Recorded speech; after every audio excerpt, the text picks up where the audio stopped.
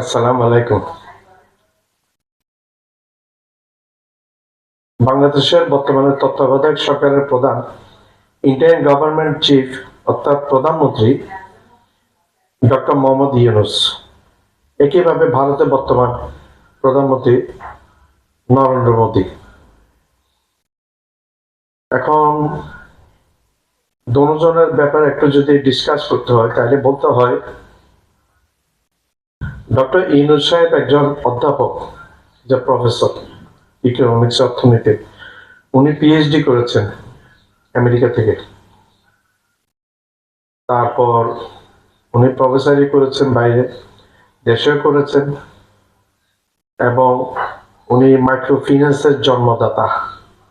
যে theory, micro ফিন্যান্সের theory, এটার জন্মদাতা ডক্টর মোহাম্মদ ইউনূস। এই মাইক্রো ফিন্যান্সটা দুনিয়ার অলমোস্ট বেশিরভাগ দেশে অ্যাকসেপ্টেড হয়েছে এবং গ্রহণ করেছে, প্রয়োগ হচ্ছে। আফ্রিকাতে পর্যন্ত এই মাইক্রো ফিন্যান্স সিস্টেমটা চলছে, এবং ডক্টর মোহাম্মদ ইউনূস সাহেবকে অনেকে চিনে মাইক্রো ফিন্যান্সের কারণে। আর উনি দেশে যতটা না প্রসিদ্ধ, তার চেয়ে বিদেশে ওনার পপুলারিটি অনেক বেশি গুণে উনি গুণান্বিত। ওনার লেকচার শোনার জন্য টিকিট করে বিদেশিরা, টিকিট শেষ হয়ে যায়, পুরোপুরি টিকিট পায় না ওনার লেকচার শোনার জন্য।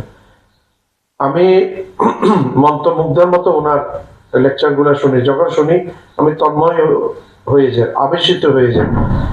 এই লোকটা কি বলছে, এই লোকটা মুখে দিয়ে এত সুন্দর করে কেমনে এক্সপ্লেইন করে, কেমনে ডিসকাস করে। তো দেশে এবং বিদেশে যেখানে যায় সেখানে উনি সমাদৃত। উনি ইয়ের সাথে বেশি, বিল ক্লিন্টন ডেমোক্রেটের সাথে বেশি সম্পর্কিত ছিল। এখন রিপাবলিকানদের সাথে ওনার হয়েছে।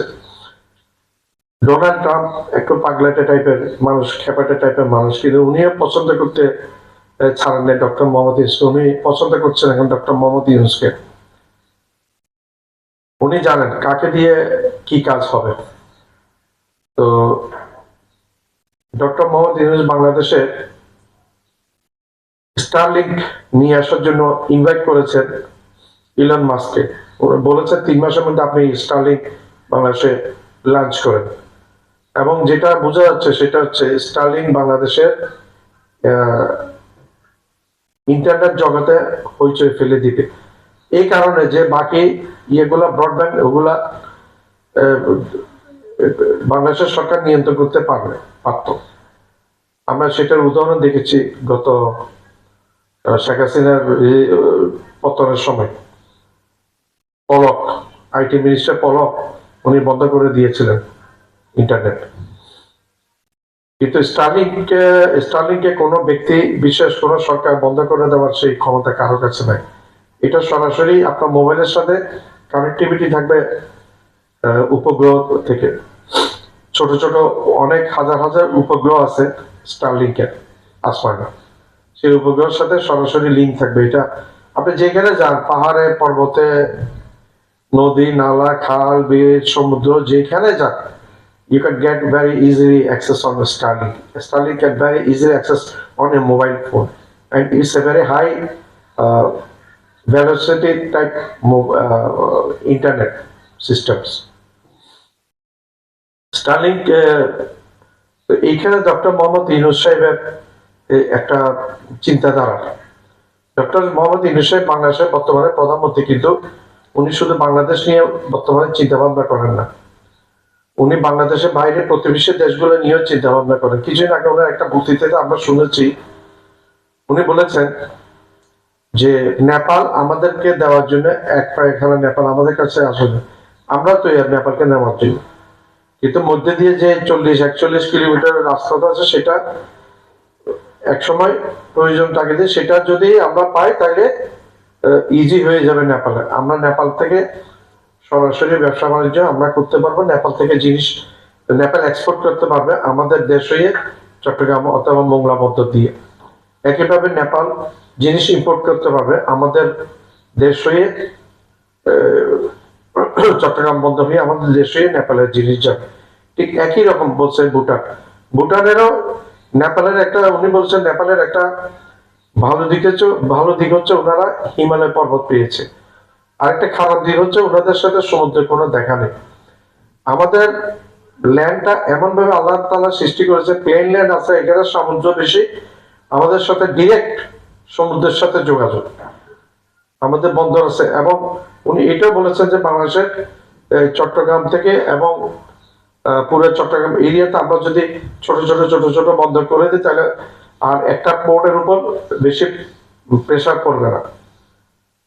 চিন্তাধারা দেখেন ওনার। তারপর উনি এটা বলেছেন সেভেন সিস্টার আমাদের সাথে যোগ দিতে চাই, এবং সেভেন সিস্টার কারণ ওনারা যতটুকু পাওয়ার ওনারা পায় না, ওনাদের অবস্থা এত ভালো না নেপালের মতো ভুটানের মতো।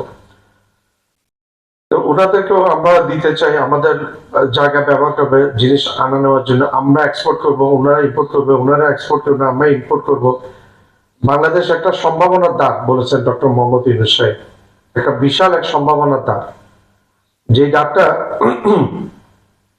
ভৌগোলিকভাবে আমরা পেয়েছি, এই সম্ভাবনার দ্বারটা, যেটা নেপালে পায় নাই, ভুটানে পায় নাই, ইন্ডিয়া সেভেন সিস্টার পায় নাই। তো এইখানে চিন্তাধারা ডক্টর মোহাম্মদ ইউনূস সাহেবের, এবং ওনার চিন্তাধারার লেভেল যে কি পরিমাণ উচ্চ, এটা আশ্চর্য হয়ে যেতে হয়। কি পরিমাণ উপরে যে ওনার চিন্তাধারার লেভেল, সেটা আশ্চর্য হতো। এখন আমরা আসি একটু ভারতের চাওয়ালার মোদির, প্রধানমন্ত্রী মোদির কাছে। ডক্টর মোহাম্মদ ইউনূস থেকে আপনি পাবেন সব ক্রিয়েটিভিটি, সৃষ্টিশীল জিনিস পাবেন। চাওয়ালা মোদির কাছে আমরা আসি। ভারত এমন একটা প্রধানমন্ত্রী তারা নির্বাচন করেছে, ভারতের মানুষ জানে না কি বুঝে নির্বাচন করেছে। ভারতের প্রধানমন্ত্রী নরেন্দ্র মোদী প্রধানমন্ত্রী হওয়ার আগে ছিলেন গুজরাটের মুখ্যমন্ত্রী। উনি অনেক মুসলমান হত্যার সাথে জড়িত ছিলেন বলে আমেরিকা তখন তার ভিসা ক্যান্সেল করে দিয়ে তাকে আমেরিকাতে অ্যাক্সেস দেয় নাই। মোদিকে তখন আমেরিকাতে অ্যাক্সেস দেওয়া হয় নাই, এই একই কারণ। তার হত্যা আছে তার বিরুদ্ধে, মুসলমান হত্যা। এবং পরে যখন সে প্রধানমন্ত্রী হয়েছে তখন আমেরিকা এই এমবার্গোটা তুলে নিয়েছে, তার স্যাংশনটা তুলে নিয়েছে। এখন আমরা আসি কাশ্মীর প্রসঙ্গে। ভারতের কাশ্মীরে জঘন্যতম নারকীয় হত্যাকাণ্ড চালাচ্ছে এই মোদি এবং অমিত শাহ মিলে। তারপর ওইখানে আরো আছে যোগী আদিত্য নারায়ণ, যত সব চামার টামার সবগুলার মুখ্যমন্ত্রী বানায়, সবগুলার মানে অশিক্ষিত মূর্খ, বিশ্ব রাজনীতি সম্বন্ধে যাদের কোনো ধ্যান ধারণা নাই। মোদি এবং ইউনূস সাহেবের মধ্যে পার্থক্য হচ্ছে ইউনূস সাহেব খায় গরুর দুধ আর মোদি খায় গরুর মুখ, এই হচ্ছে পার্থক্য। ডিস্ট্রাকটিভ চিন্তাধারা মোদের মধ্যে, একটা হিংসুক, মুসলমানদেরকে একেবারে দেখতে পারে না, চরম মুসলিম বিদ্বেষী কট্টর হিন্দুত্ববাদী এই নেতা, এবং তার পেটমোটা অমিত শাহ স্বরাষ্ট্রমন্ত্রী, বিজেপি, এগুলো সব একই রকম। বাগমির মসজিদ ধ্বংসের পিছনে বিজেপি হাত ছিল। মণিপুরি খ্রিস্টান সংখ্যালঘুদেরকে হত্যা করেছে এই মোদি, এবং 200-250 উপরে গির্জা পুড়িয়ে দিয়েছে এই মোদি, নরেন্দ্র মোদী, তার স্বরাষ্ট্রমন্ত্রী অমিত শাহ। এই অমিত শাহ হুমকি দেয় বাংলাদেশে ঘুষপেটিয়ারা উল্টায় মারবে লটকাইয়া। এটা হচ্ছে একটা স্বরাষ্ট্রমন্ত্রীর, ভারতের মতো একটা দেশের স্বরাষ্ট্রমন্ত্রীর ভাষা। ওনাদের ভাষা দেখেন, আর কংগ্রেস যে নেতা, সেই নেতার ভাষা দেখেন, অনেক পার্থক্য। আমার নেতার নামটা এখন এই মুহূর্তে মনে আসছে না। শশী থারুর, শশী থারুরজি এত সুন্দর কথাবার্তা বলেন, উনি এত পারফেক্ট কথাবার্তা বলেন। I am very impressed on that guy, real man. এত সুন্দর কথাবার্তা বলেন, I am really impressed. He impressed me in many ways in his conversation. উনি ডক্টর ইউনূস সাহেব যখন ক্ষমতা নিয়েছেন তখন একটা বয়ান, একটা বিবৃতি দিয়েছে এবং একটা কিছু কথাবার্তা বলেছেন, এত সুন্দর পজিটিভ কথাবার্তা বলেছেন ডক্টর ইউনূস সাহেব সম্বন্ধে। মানে কি বলবো, যেটা সত্যি সেটাই বলেছেন। আরেকজন সাংবাদিক আছে, আমি ইউটিউব করে, উনি উনি বোরা, মিস্টার বোরা, কর্ণাটকের হবে সম্ভবত, কর্ণাটকের। উনি একেবারে সত্য কথাটা তুলে ধরেন, নরেন্দ্র মোদীর নেগেটিভ দিকগুলো তুলে ধরেন। এই ওনারা হচ্ছেন এই ইয়ে, এবং এই নরেন্দ্র মোদী, এই আমাদের এখানে ফ্যাসিস্ট হাসিনা ক্ষমতাচ্যুত হয়ে ভারতে আশ্রয় নিয়েছে, এই আমাদের কোর্টে শেখ হাসিনাকে চাচ্ছে। এবার আমরা দুইবার পিটিশন, দুইবার আমরা লিগ্যাল ওয়েতে চিঠিপত্র দিয়েছে ভারতকে। ভারত স্বীকার করে চিঠি পেয়েছে, কিন্তু তার কোনো উত্তর আর দেয় না। আমাদের সাথে ভারতে একটা বন্দি প্রত্যাপন চুক্তি আছে, সেই বন্দি প্রত্যাবর্তন চুক্তির মধ্যে আওতায় আমরা শেখ হাসিনাকে পেতে পারি। শেখ হাসিনাকে তো ডক্টর ইউনূস মেরে ফেলবে না, মেরে ফেলার জন্য আনবে না। শেখ হাসিনা আসবে, শেখ হাসিনা এখানে জাতিসংঘ যে মহিলা সম্বন্ধে সার্টিফাই করেছে জাতিসংঘের, এটা তো বাংলাদেশে করেন, অন্য কোনো দেশে করেন, জাতিসংঘের মানবাধিকার সংস্থায় রিপোর্ট করেছে যে শেখ হাসিনা চরম মানবাধিকার লঙ্ঘন করেছে, এবং বাংলাদেশে ১,৫০০ মতো ছাত্র জনতা, বিশেষ করে মেজরিটি ছাত্র মারা গেছে, ১,৫০০ মতো, শিশুরা রেহাই পায়নি। এগুলো জাতিসংঘের মানবাধিকার সংস্থার রিপোর্ট অনুযায়ী এটা সার্টিফিকেট দিয়েছে। তো সেই মহিলাকে ভারত এখনো রেখে দিয়েছে বাংলাদেশের মধ্যে। আর ভারতের সাথে আমাদের বাংলাদেশের পার্থক্যটা কি? পার্থক্যতে বাংলাদেশ শেখ হাসিনা পতনের পরে এই ভারত আর সহ্য করতে পারছে না, বাংলাদেশ চোখ তুলে কথা বলছে। ভারতে একটা জিনিস বোঝা উচিত, একটা গণতান্ত্রিক দেশ বলে বোঝা উচিত যে বাংলাদেশ একটা স্বাধীন দেশ, এটার অধিকার আছে যে কোনো ব্যাপারে নিজের স্বাধীন ভাবে চলা। এতদিন শেখ হাসিনাকে ধুয়ে ধুয়ে খেয়েছো তোমরা, করতার্য আমাদের অঙ্গরাজ্য বানিয়েছো। এখন তোমরা ভুলে যাও, তোমরা এটা আর পাবে না, এটা তোমাদের কাছ থেকে চলে গেছে চিরতর। বাংলাদেশের মানুষ জেগেছে, প্রয়োজনে আরো জাগবে, এবং এখানে ভারতের দালালি করে, ভারতে এখানে কোনো কেউ যে টিকে যাবে, এখানে ওই আশা দুরাশা হবে। বাংলাদেশের মানুষ জেগেছে, বাংলাদেশের মানুষ ভারত বিরোধী নয়, কিন্তু মোদীর এই চরম হটকারিতার সিদ্ধান্ত বা বাংলাদেশের বিরূপ, এগুলোর কারণে বাংলাদেশের মানুষ খুব বিরক্ত হয়ে গেছে ভারতের প্রতি, এই মোদীর প্রতি, ভারতের প্রতি। প্রতিনিয়ত সীমান্তে তোমরা অরাজকতা সৃষ্টি করছে। একটা চিন্ময় দাস ইস্যু নিয়ে মোদী ট্রাম্প ব্যাট খেলেছে, ফেল। তারপর সংখ্যালঘু ইস্যু নিয়ে ট্রাম্প ব্যাট খেলেছে, ফেল। আমেরিকা গিয়ে ট্রাম্পকে নিয়ে ট্রাম্প ব্যাট খেলতে চেয়েছিল ইউনূসের ব্যাপারে, সেখানেও ফেল। উল্টা উল্টা বোঝা তুলে দিয়েছে ভারত থেকে, আমেরিকা থেকে ভারতকে জিনিসপত্র ইম্পোর্ট করতে হবে এবং বাধ্য, এবং এইখানে ভারত ভারতকে প্রবল এক কর আরোপ করে দিয়েছে, এবং 12টা মতো F-35 বিমান কিনতে হবে ভারতকে।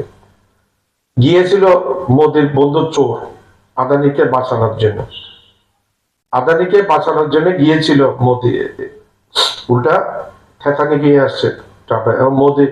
ডক্টর ইউনূস সাহেবের ব্যাপারে, এই শেখ হাসিনার রিজিম চেঞ্জ হওয়ার ব্যাপারে জিজ্ঞেস করেছে, ট্রাম্প বলছে যে কোনো ডিপ স্টেট, আমাদের আমেরিকার কোনো ডিপ স্টেটের হাত নেই। এখানে একটা চপে দেখা মোদী। তারপর আরেকটা কথা বলেছে মোদী, জিজ্ঞেস করেছে সাংবাদিককে দিয়ে যে বাংলাদেশের সংখ্যালঘুই, তখন ট্রাম্প এটা সরাসরি কোনো উত্তর দেয় না, বলছে এটা আমি উত্তর দেবো না, উত্তর দেবেন নরেন্দ্র মোদী। মোদী শ বছর ধরে বাংলাদেশ নিয়ে রিসার্চ করছে, এটা একটা তাচ্ছিল্য স্বরে মোদীকে বলছে।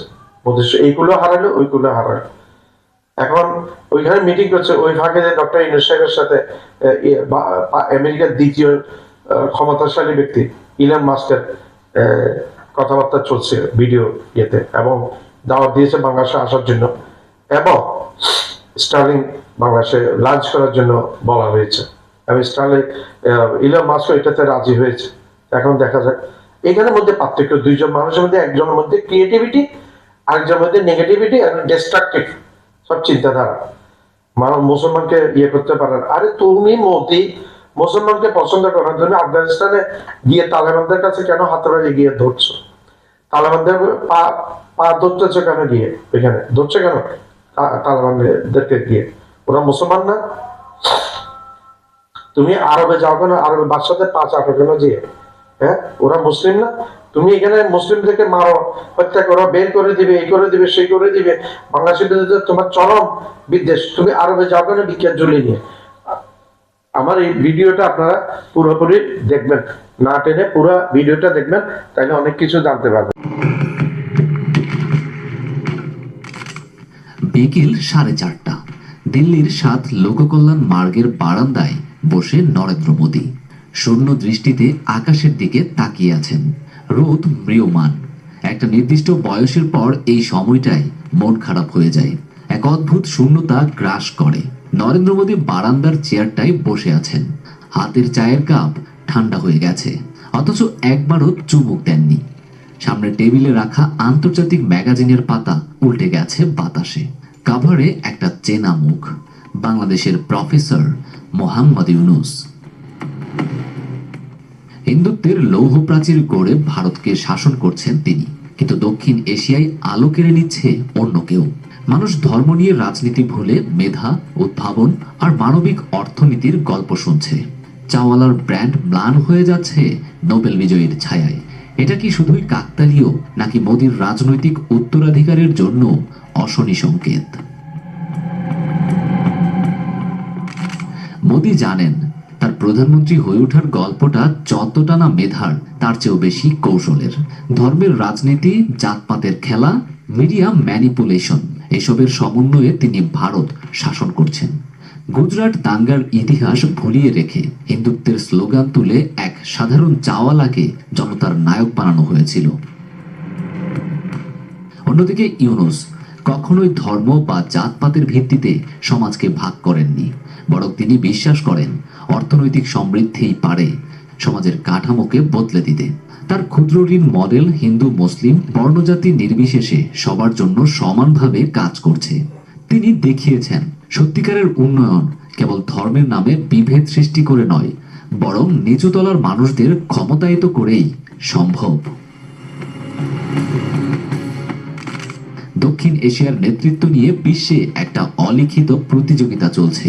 এতদিন ভারত ছিল এই অঞ্চলের নিরঙ্কুশ পরাশক, কিন্তু সাম্প্রতিক সময়ে বাংলাদেশের অর্থনৈতিক প্রবৃদ্ধি, সামাজিক উন্নয়ন ও মানব সম্পদ ব্যবস্থাপনায় চমকপ্রদ সাফল্য দেখিয়েছে।